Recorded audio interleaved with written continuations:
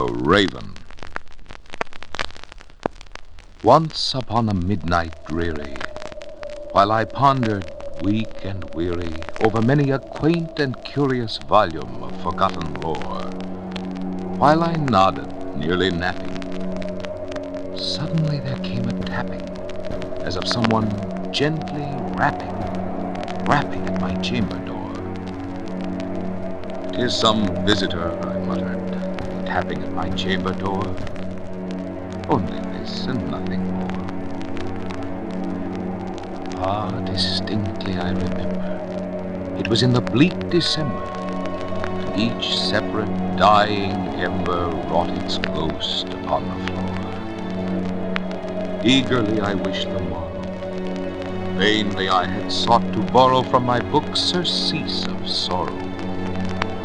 Sorrow for the lost Lenore, for the rare and radiant, nameless here, forevermore. And the silken, sad, uncertain rustling of each purple curtain filled me with fantastic terrors never felt before, so that now, to still the beating of my heart, I stood repeating, "'Tis some visitor entreating entrance at my chamber door, some late visitor entreating entrance at my chamber door. This it is, and nothing more." Presently my soul grew stronger. Hesitating then no longer, "Sir," said I, "or madam, truly your forgiveness I implore, but the fact is I was napping, and so gently you came rapping, and so faintly you came tapping at my chamber door, that I scarce was sure I heard you. Here I opened wide the door, and nothing more. Deep into the darkness peering, long I stood there, wondering, fearing, doubting, dreaming dreams no mortal ever dared to dream before.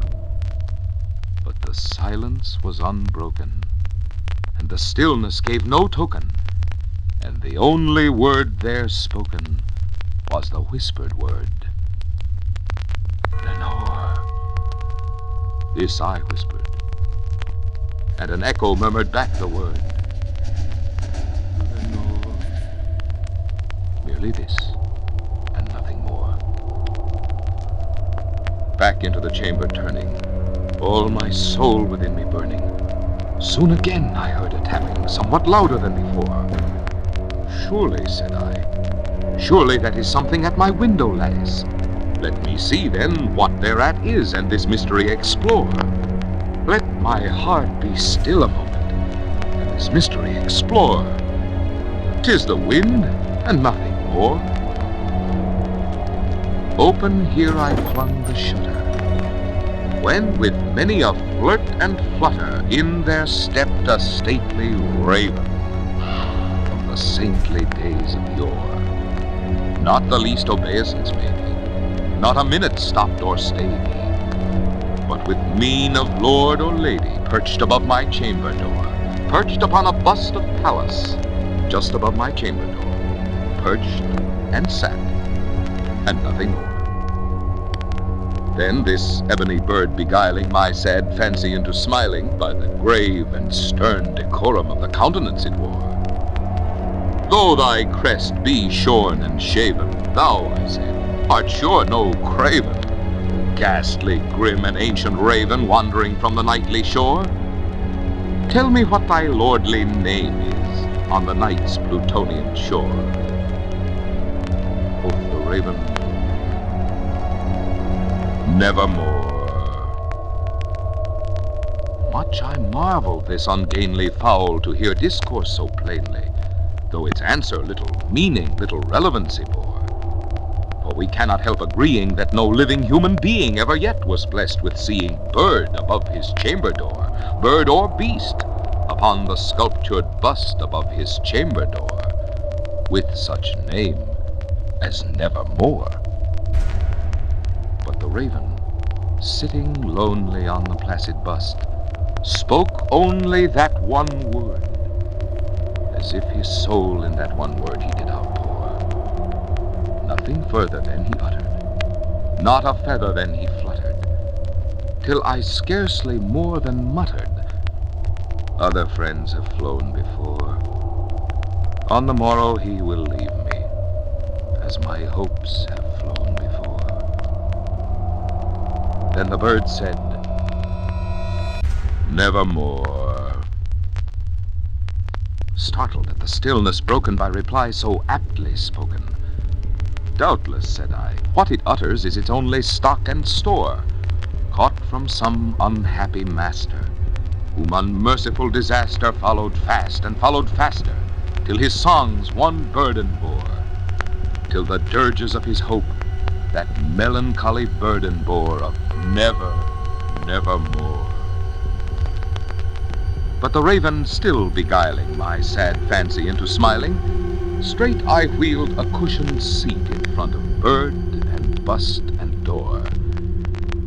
Then, upon the velvet sinking, I betook myself to linking fancy unto fancy, thinking what this ominous bird of yore, what this grim, ungainly, ghastly, gaunt, and ominous bird of yore meant in croaking nevermore. This I sat engaged in guessing, but no syllable expressing to the fowl, whose fiery eyes now burned into my bosom's core, at ease reclining on the cushion's velvet lining that the lamplight gloated o'er, but whose velvet violet lining with the lamplight gloating o'er she shall press, ah, nevermore. Then methought the air grew denser, perfumed from an unseen censer swung by seraphim, whose footfalls tinkled on the tufted floor. "Wretch," I cried, "thy God hath lent thee, by these angels he hath sent thee respite and nepenthe from thy memories of Lenore.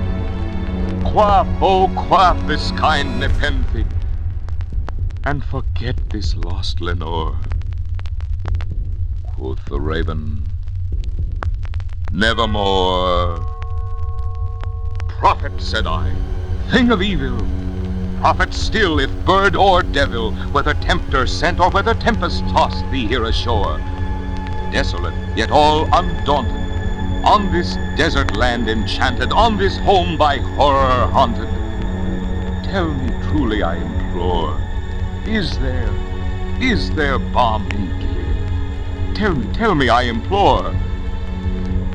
Quoth the raven, "Nevermore."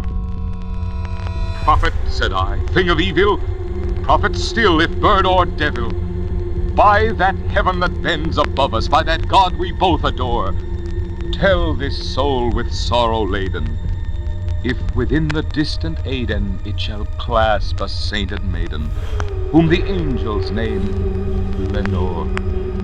Clasp a rare and radiant maiden, whom the angels name Lenore."